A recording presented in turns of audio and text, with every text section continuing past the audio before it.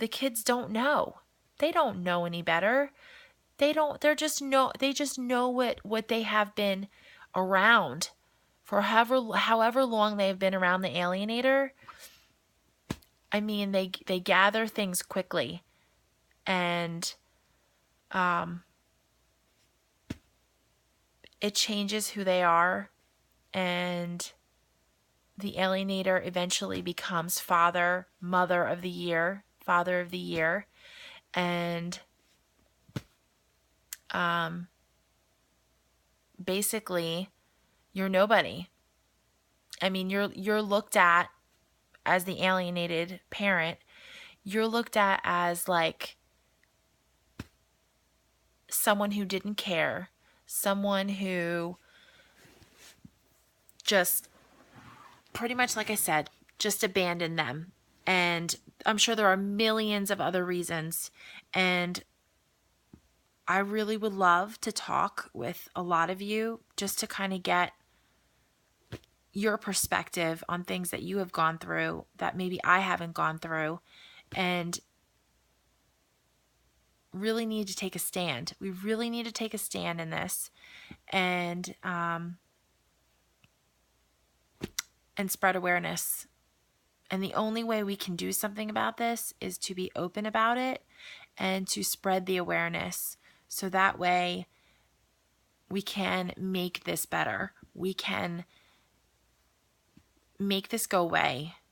I mean, you can't totally make it go away, but what I mean by make it go away is to stop this in its tracks right now, because it's only getting worse. The system is getting worse. But we as people, if we come together, all of us, all come together who are going through this, we are greater than any of that. So that is something that you need to think about. That is something that you need to really think about. Nobody is more powerful than groups of people coming together as one to stand for what is right, for justice, for our children, to make our children's lives better, not worse, better. And the courts think that just because the kids don't understand, and oh, the kids look like they're fine, and oh, they're doing good in school, and that's great.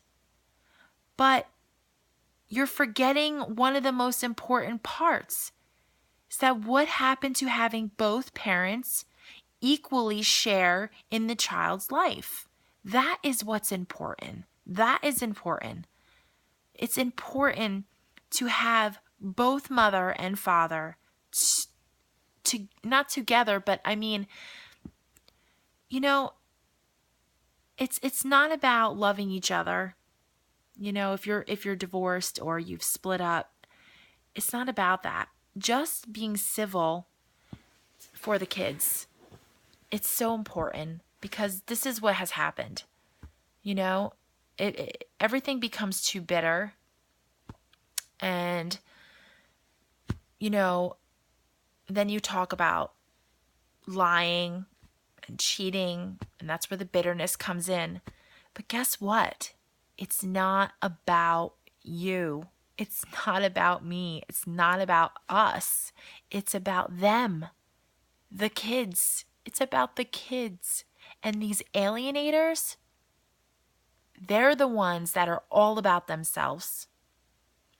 You can say to me, oh, well, I take my son here, I take my daughter there, and I do this, and they're good in school, and I do sports with them, and I do that. Well, guess what? That is great. That's what we do as parents. That's our job.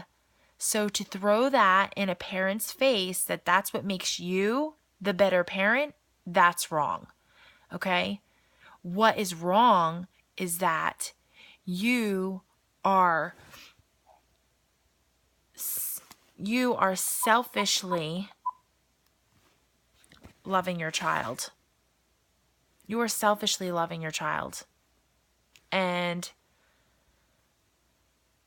that's not a good love. You know what, to say that I did this and I did that and I'm the better parent? That's not the way it should be. You know? I mean, it's just crazy.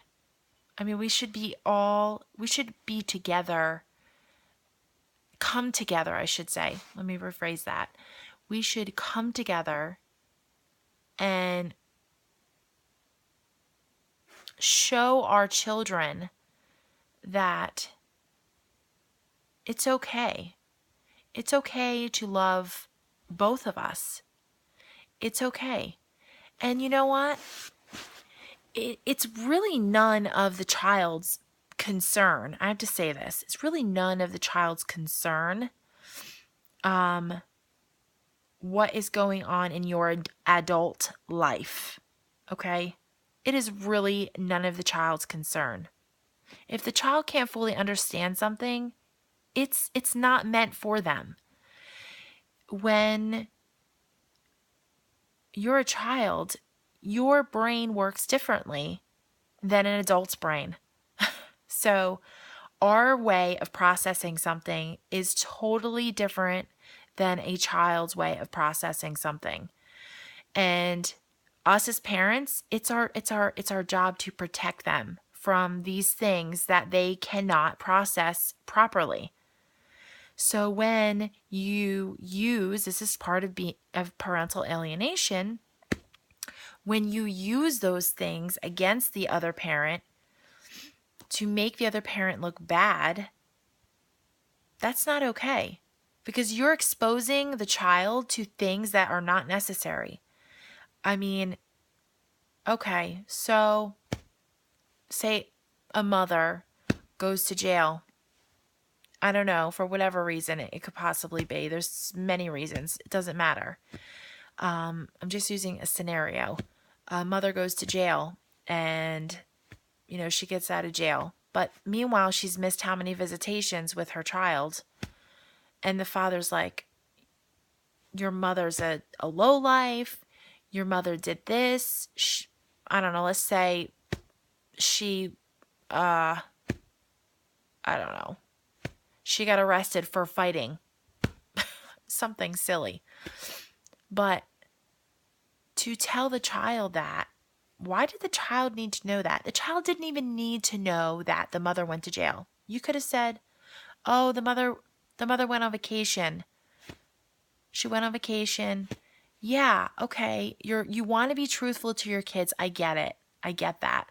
But only to a degree that they can understand. By you telling her children that she went to jail, they're not going to know how to process that. They're not going to know how to deal with that. Then you leave all these doors open for questions. Did they need that? Did they need to know that? They did not need to know that. You could have said, your mom went on vacation. She'll be back in a couple weeks. And that's how it should have been left. If they choose to go to the mother and say, oh, Mom, how was your vacation? We missed you. The difference here is, if you tell the parent if you tell the children they went to the other parent, I'm sorry, I'm getting this all mixed up. If you tell the children that the parent went to jail, the children will in turn ask questions. Like I said, they don't understand. They can't possibly understand. And it leaves doors open that they can't process. So then they start to gather their own thoughts. And like I said, children process things different than we do. And you're leaving it open for them to have hate, for them to not want to be around her, because to them, being in jail, that's a bad thing. And so they associate that with, my mom is bad. So when you open doors and say your mom went away on vacation, then it becomes more of a positive thing, because they know vacation is fun. They know that, vacation is a positive thing. And so then it's, oh, Mom, we missed you. We loved you. We love you. We missed you. How was your vacation? You see the difference? It's a big difference. That is parental alienation.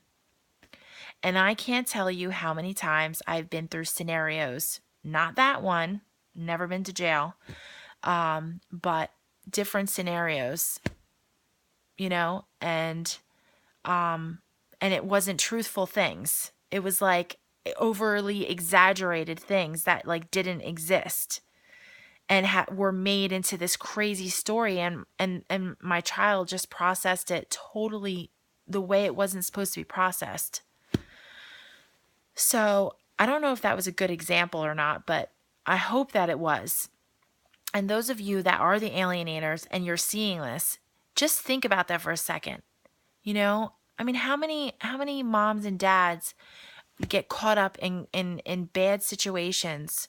It's not up to you to tell your children that. It's not. And if you say, I don't want to lie to them, you're not lying to them. You're hurting them if you tell them the truth. Do you want to hurt your children? There's no need, because there's no need for them to process that. Kids shouldn't need to know these certain things. You know, they're too innocent in all this. And it's very important to instill the positive, not the negative, in your children. And no matter what hate you have for your other half, ex, I should say, not other half, no matter what you went through, whether it was cheating, like I said, and lies, and I said that before, and all that stuff, that is between you and the other parent. That's it. Not between you, the children, and the other parent. Okay? That's something very important that you need to understand. It should be separated. The relationship you have with your children is separate from the negative relationship you have with the other parent. And the same vice versa. It goes both ways. You know, we all carry some kind of bitterness with us. It's natural. It's normal. It's a normal process to go through if you're going through a divorce and something crazy happened. You're going to hold on to these things. But it's important to let it go for your children, not for you, for the children. It's important to realize that that's not their burden to carry. Okay? What they need to carry with them is love, hope, friendships, and to trust. To trust in their parents, both parents. Doesn't matter, both parents. So that's basically it for tonight. I'm almost 30 minutes in on this, but I hope that I gave some good information here, and I will see you guys on part 6. It is late and I'm exhausted again. But when the babies go to sleep, that's my time that I can do this. So again, thank you so much. And I really appreciate you guys watching all of this. And I hope all of you who are out there that are going through this, come out. Come out. You're not alone. Come out. I am in New Jersey, and I am ready to raise some major awareness about this. So I hope some of you are with me. I mean, really with me. If you're not serious about this, I'm the wrong person to contact, because I'm very serious about this, and I really need you guys to share this. I share all of it, please. This is not just about me and my story. It's about all of your stories. It's about all of you going through this, or people who know people who are going through this, and grandparents who are going through this. This is important. So I'm making this one of my missions, and I will do whatever it takes to get this out there. And from what I'm aware of, that the state of New Jersey is not so aware of all this. But I have a few more things that I'd like to share with you, but I'm not going to share it with you tonight. I'll talk with you tomorrow about it. And I will see you guys then. Thank you so much. Have a great night. And I'll see you in part 6. Bye.